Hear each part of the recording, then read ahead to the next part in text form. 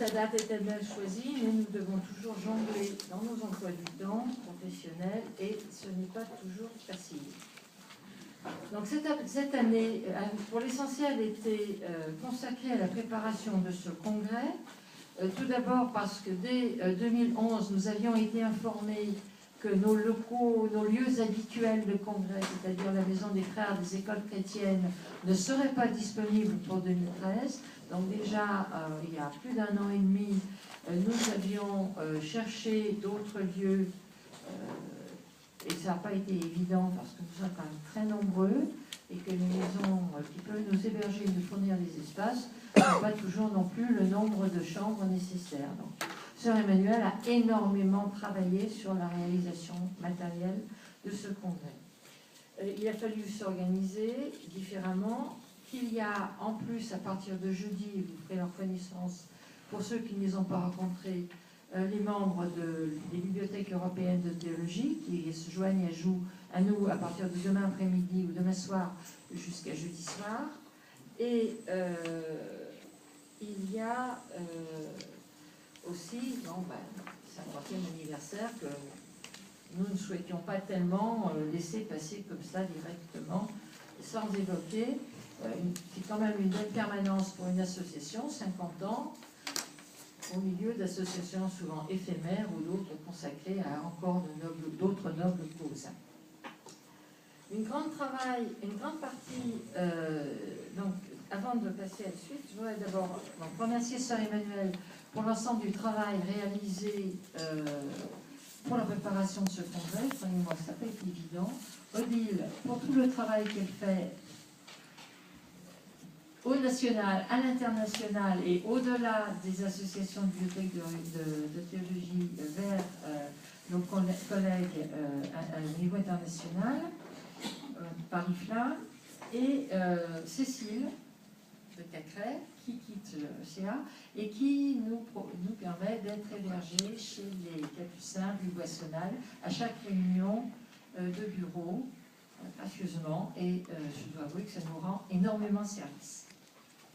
Une grande partie du travail du bureau et du conseil d'administration se font via les courriels, via Internet.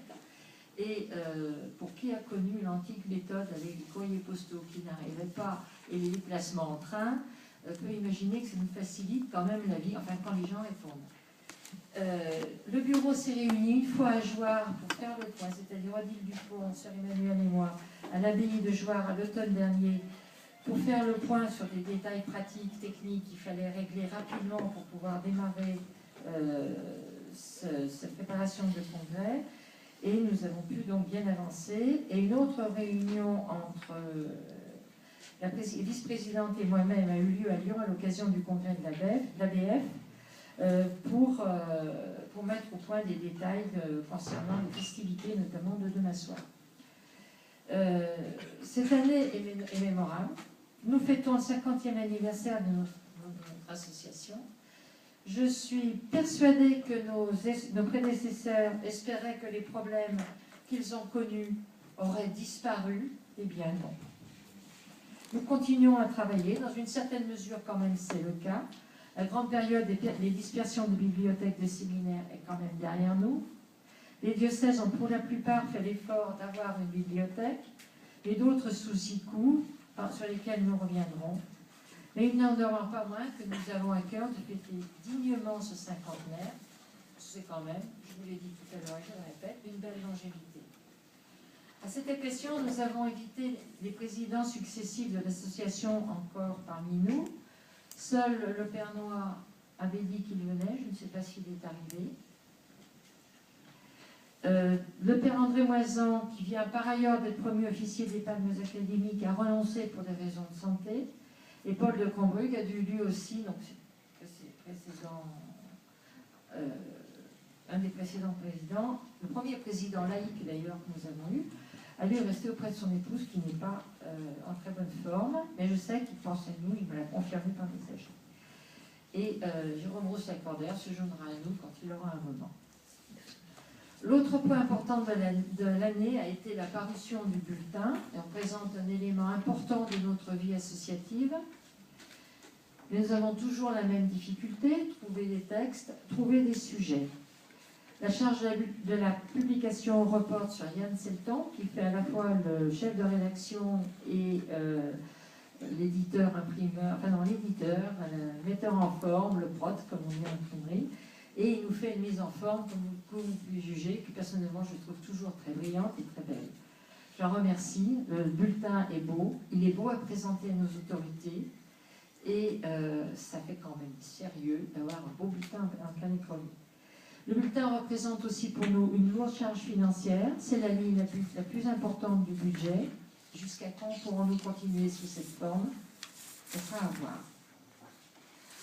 Enfin, un troisième point qui nous tenait à cœur, c'est l'évolution du site. Nous l'avions mis en route en septembre, il a été présenté directement en septembre 2012 aux quelques personnes présentes. Il reste des détails de fonctionnement pour la mise à jour à régler, qu'il faut qu'on travaille. Pour alléger un peu le travail de Yann, pour l'instant, il est le seul à arriver à mettre à jour. Nous, on n'y arrive pas à distance, mais on espère que ça va s'améliorer rapidement. Et statistiquement, qu'il est régulièrement visité. Le site est très spécialisé, le nombre de visites n'est pas important, mais il a régulièrement, depuis début 2013, dépassé 200 visiteurs par mois. Préparation du congrès, je suppose.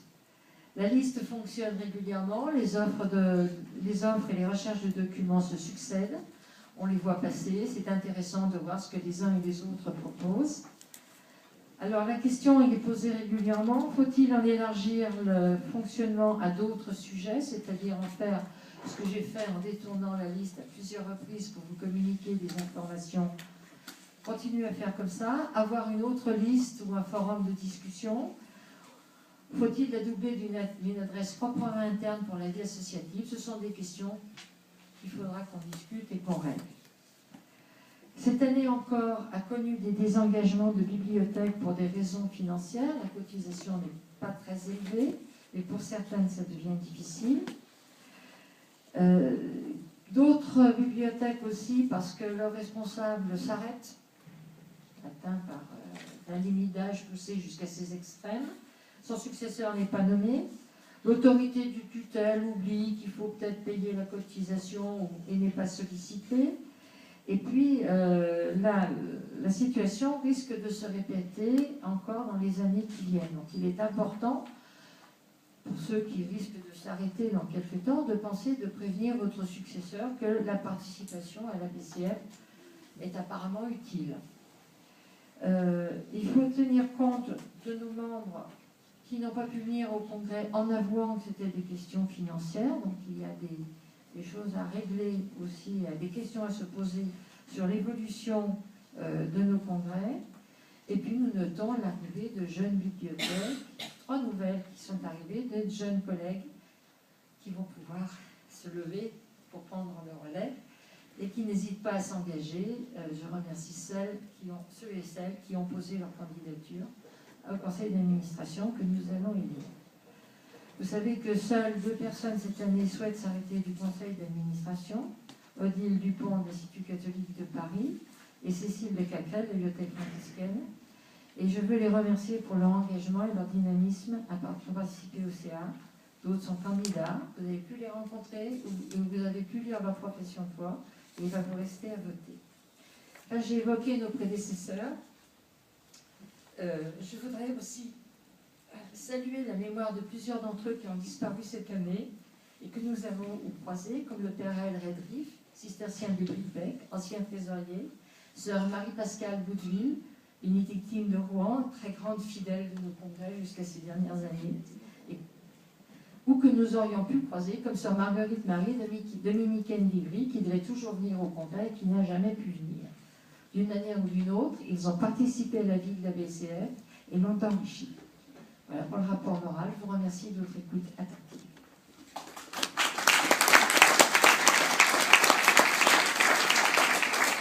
Est-ce que vous avez des questions sur l'un ou l'autre